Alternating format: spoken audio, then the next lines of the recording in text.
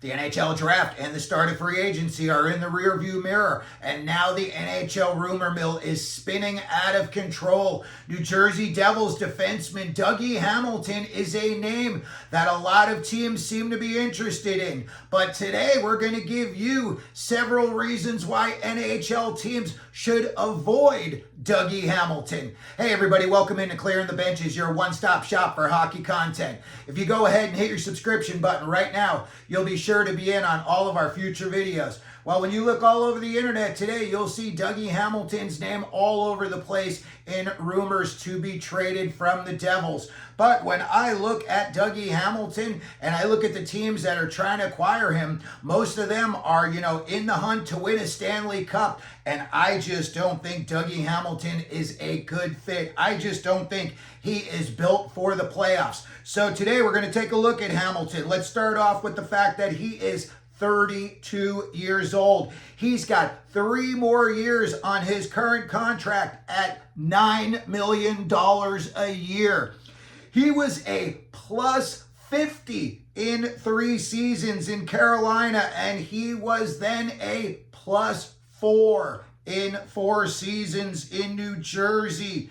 When he was traded to Carolina back in the day, the return to Calgary was Elias Lindholm, Noah Hannafin, and Adam Fox. Imagine trying to make that trade today. Not in a million years. Over the past 2 seasons in Jersey, Hamilton has missed 80 games with injuries. When you look at, a team that's acquiring him is going to hope for, a big playoff run. And when you look at Hamilton's playoff numbers, they are putrid. He's got just 31 career playoff points in 71 games, and he is a -8 in the playoffs. Not what you're looking for when you're talking about possibly your top tier defenseman.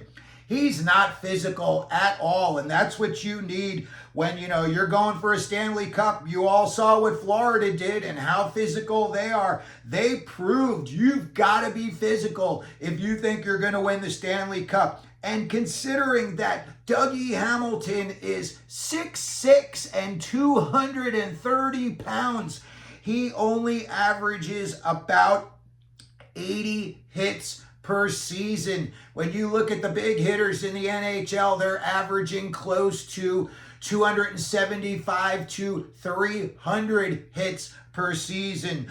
Dougie Hamilton, he plays the puck way more than he plays the body, and I've seen him get smoked more than a handful of times when guys come up against him at the point and they just throw a pass to themselves off the board. It ricochets off and goes behind Hamilton, and now that guy's off to the races on a 2 or 3 on 1.